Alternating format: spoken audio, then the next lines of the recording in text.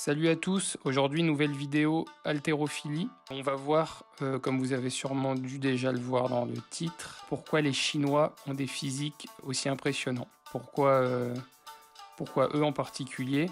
Est-ce que leurs méthodes d'entraînement sont différentes? Est-ce que ça vient d'autres choses? On va essayer de répondre à cette question.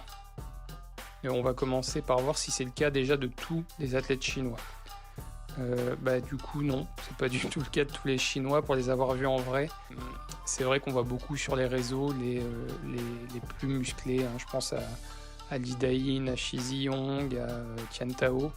C'est vrai que c'est les plus... c'est ceux qu'on voit le plus, Lu Xiaojun beaucoup. Mais il faut savoir qu'il y a beaucoup de d'autres petites KT, des KT, des haltéros chinois qui sont pas aussi énorme et par exemple Tian Tao il est impressionnant mais il n'est pas hors norme quoi.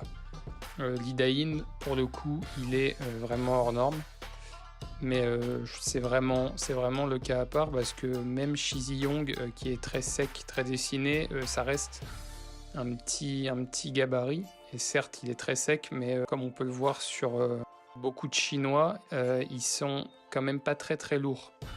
Ça fait qu'ils arrivent à garder un niveau de sèche assez incroyable, mais dès qu'on arrive sur des KT un petit peu plus lourdes, je dirais un peu plus de 85, aux alentours de 85-90 kg, on s'aperçoit que les haltéros sont beaucoup moins secs. Je pense notamment à Tian Tao. D'ailleurs, c'est un bon exemple parce que Tian Tao tirait en 85 avant, et on peut voir maintenant, comparé à sa forme de quand il était en 85, son physique. Il est beaucoup moins sec maintenant. Et on voit clairement que dès qu'ils arrivent sur des grosses KT, c'est le cas du Giga Chad par exemple, ils sont beaucoup moins secs. Pour rester sur le côté morphologie des Chinois, c'est vrai qu'en général, ils sont pas très grands, que ce soit les haltérophiles ou non d'ailleurs. En général, les Asiatiques sont pas très grands.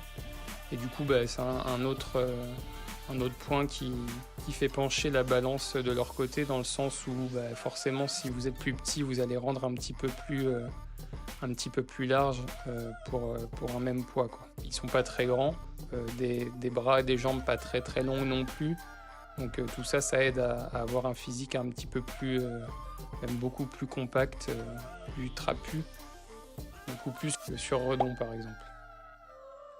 Concernant leur entraînement maintenant, alors c'est vrai que j'avais vu qu'ils faisaient beaucoup de muscu. Ils dédiaient carrément une séance. Alors je sais pas si c'était plus, mais il y avait une séance dans la semaine qui était renfo, vraiment de la musculation. Ils s'entraînent tous en même temps. On voit vraiment que c'est pas du renfo qui est fait à côté de la séance d'haltéro, mais c'est vraiment des dips, des abdos, des tractions avec du lest à chaque fois. Beaucoup de séries, beaucoup de répétitions. Il y a vraiment un gros côté renforcement de pratiquement tous les muscles possibles. C'est vrai qu'on les voit faire quand même beaucoup d'exos différents, donc il y a une grande variété d'exos. On les a tous vus faire leurs obliques, leur rowing, un bras, les dips et les tractions avec de la charge même. C'est vrai qu'on voit pas forcément beaucoup ça sur d'autres nations. Pour les avoir vus, comme je disais tout à l'heure au training hall, ils nous sortent des exos qu'on n'a jamais vus. Et enfin, dernier point, les produits dopants. Ah! Est-ce que les produits dopants ça joue? Est-ce que ça fait tout? Moi je pense pas, hein. C'est clair que ça fait pas tout. Il y a qu'à voir il y a plein d'haltéros dopés qui se sont fait choper et qui ont des physiques de tout sauf de sportifs. Par exemple, pour vous donner un exemple concret, il y avait la team Bulgarie qui s'entraînait juste à côté de la team chinoise justement. Et clairement, on voit que c'est pas les mêmes physiques. Voilà, il y avait aussi la team Kazakhstan, Azerbaïdjan, les Géorgiens, les Arméniens. On voit clairement qu'ils n'ont pas les mêmes physiques que les Chinois, alors que pourtant il y a du dopage aussi dans ces teams. Certes, ça doit jouer un petit peu, même peut-être beaucoup, mais ça fait sûrement pas tout. Pour résumer, c'est sûrement le résultat de un peu tout ce que je viens de citer, à savoir les produits dopants, le fait de faire beaucoup de muscu, beaucoup d'exos différents, et aussi le côté morpho, le côté génétique, qui fait que les Chinois sont très solides. Donc voilà, merci d'avoir regardé la vidéo, pensez à liker et si vous pouvez vous abonner, c'est encore mieux. et puis à bientôt.